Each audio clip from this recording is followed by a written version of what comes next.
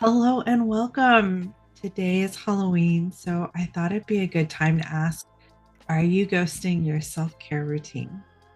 Hi, if you're new here, I'm Michael Weingarten, a certified trauma-informed breathwork facilitator and somatic coach. I specifically help people come back from the brink of overwhelm and burnout by helping women reconnect with their magic powers so that they can live the life of their dreams. So today, again, I want to ask, maybe this hits close to home. Are you ghosting your self care routine? If you've ever found yourself putting your own needs on the back burner, then you're in the right place. Let's explore how to rekindle the romance with our self care practices together. So, what is self care and what is a self care routine? So, essentially, a self care routine serves several key functions, especially for high achievers who might be feeling overwhelmed or burnt out. It's setting aside time in your busy schedule to ensure the machinery keeps running smoothly. So, think of self care as a garden or your self care routine as a garden. Regularly tending to it helps everything flourish from your personal happiness to your professional achievements.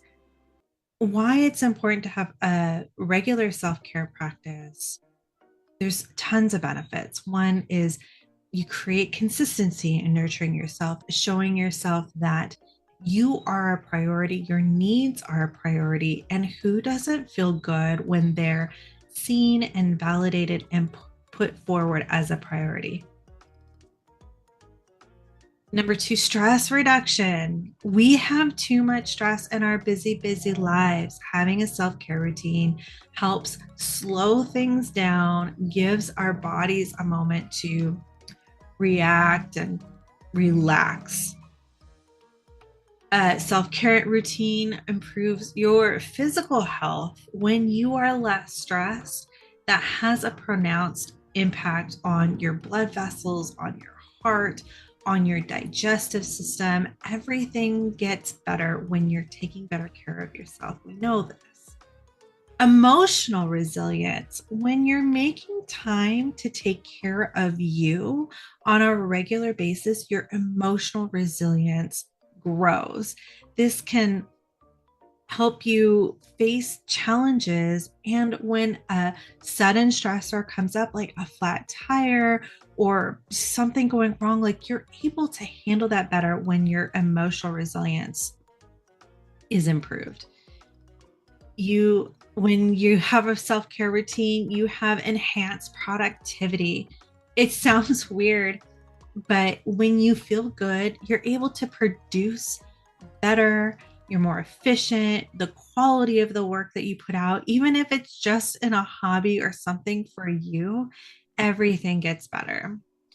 And lastly, this is a big one for me, self care creates room for joy and playfulness. And I think as adults, particularly in this Western American culture, we have this tendency to feel like playfulness is something for children.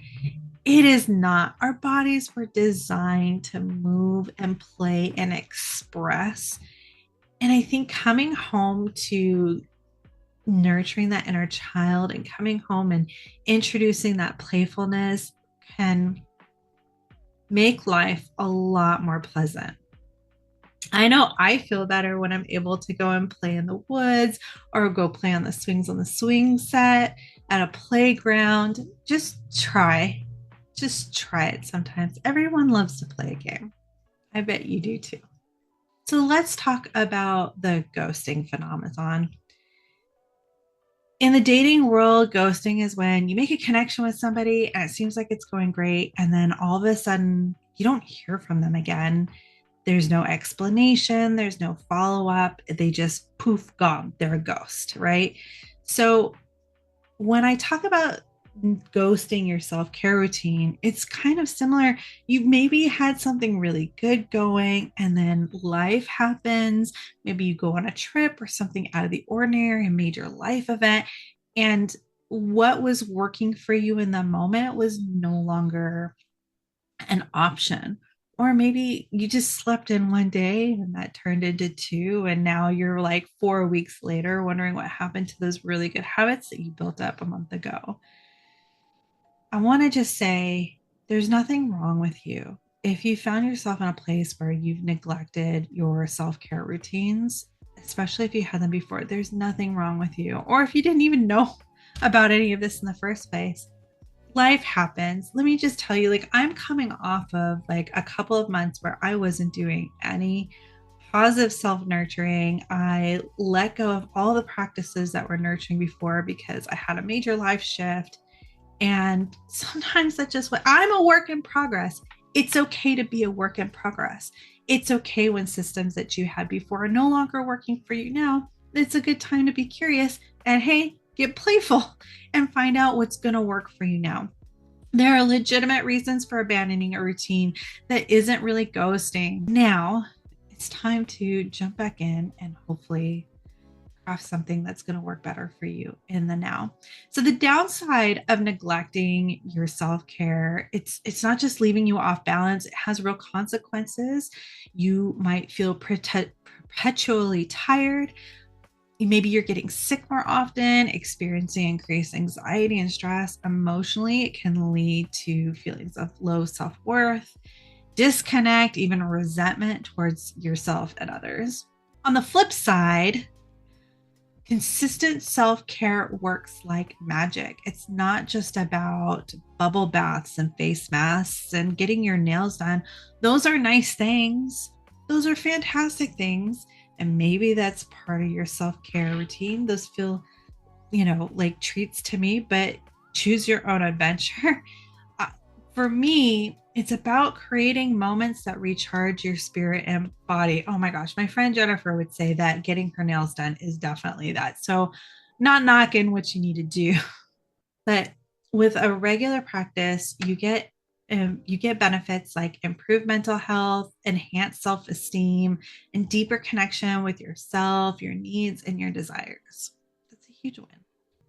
How to craft a self care ritual if maybe you've never done it before, or you're struggling to maybe what you had before was just too much and you need some other ideas. So, how do we stop ghosting and start flourishing? It begins with understanding that self care is a personal journey. What works for one person, it may not work for another. I know there's some popular influencers that have these really complex, at this moment they get up, at this moment they're doing breath work, at this moment they're doing a cold plunge, and it's just this formulaic thing. And if that's what works for you, fantastic. Some people need that rigorous, disciplined approach. I need something a lot more flexible. Some days it's harder for me to get out of bed than others.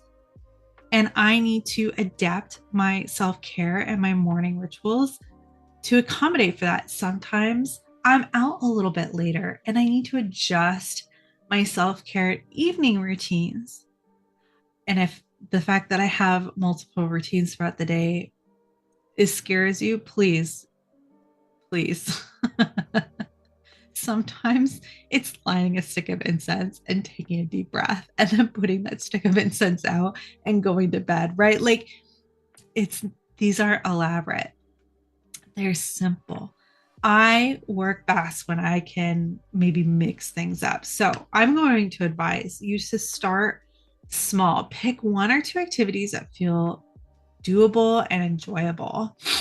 It could be as simple as drinking a glass of water when you first get out of bed, or taking 5 minutes to breathe deeply, or both of those things. Highly recommend drinking a glass of water when you first get out of bed. It's like the most amazing thing ever. Also, schedule it. Treat your self care routine like your to-do list. Put it on your calendar if you're a calendar girly like me. Block out that time, honor it like you would any kind of meeting or responsibility or a date with a friend. Like I was trying to say earlier, is mix it up. Mix up your routine. It doesn't have to be the same thing every day. If the same thing every day is what your system needs, then by all means do that. But I get bored easily.